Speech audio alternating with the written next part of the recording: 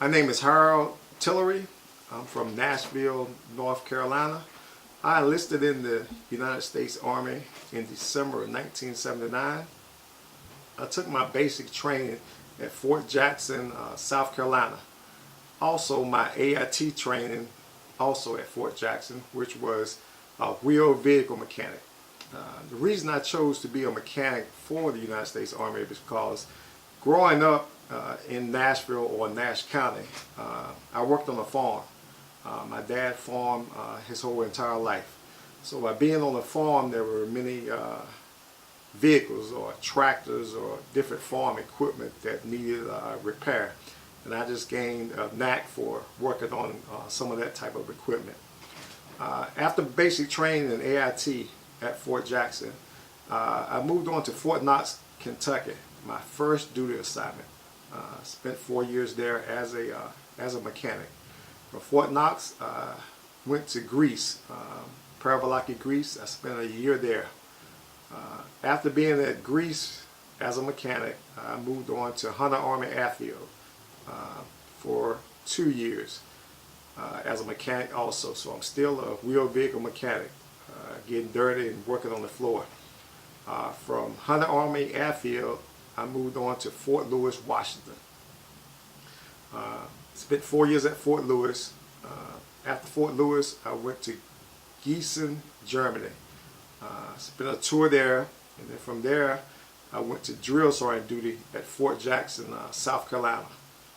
Drill sergeant duty during my 25 years in the Army, I must say, was my best assignment. And the reason for that is watching the transformation from a civilian to a soldier is very rewarding.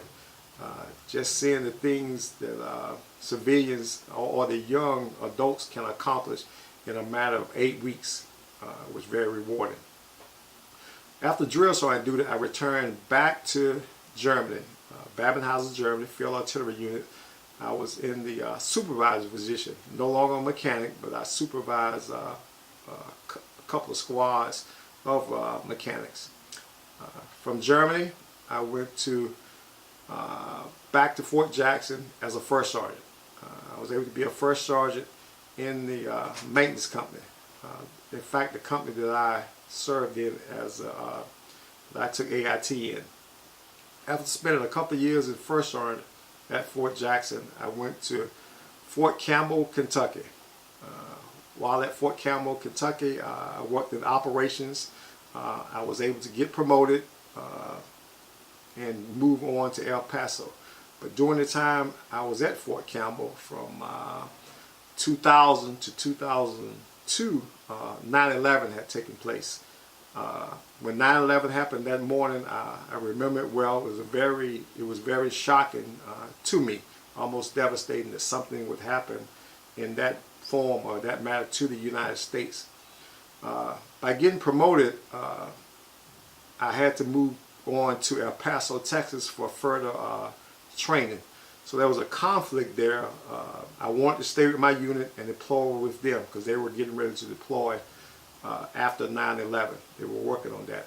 But also, it was more bittersweet. I was able to get promoted and move on or leave my fellow comrades behind.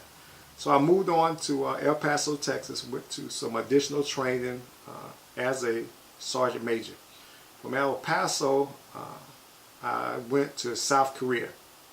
I spent a year in South Korea working in the operations, brigade operations section. From there, I went back to El Paso, Texas, my last couple of years in the Army. At El Paso, I served as an instructor for upcoming sergeant majors. After a couple of years at El Paso, Texas, I decided it was time to hang up my hat and end my career in the United States Army. After I left El Paso in 2005, I moved back to Rocky Mount, North Carolina, and from there I pursued many jobs. I think I had about 5 different jobs prior to becoming a JROTC instructor. Prior to leaving El Paso, I had heard about the JRTC program, so I was able to get certified as a JRTC instructor prior to leaving El Paso, just to use as a backup plan. After working many different jobs, I decided to give it a try.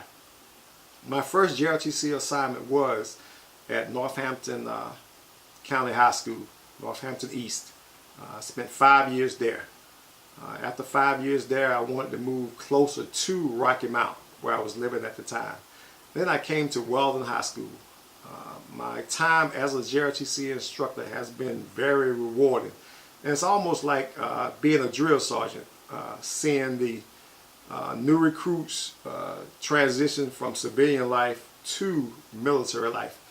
Well, being a JRTC instructor, I have the new students that come to me for the very first time, very curious and unaware of what goes on in JRTC. I don't completely make them, they're not completely soldiers, but they get some of the experience firsthand of what just a little of what Army life is like.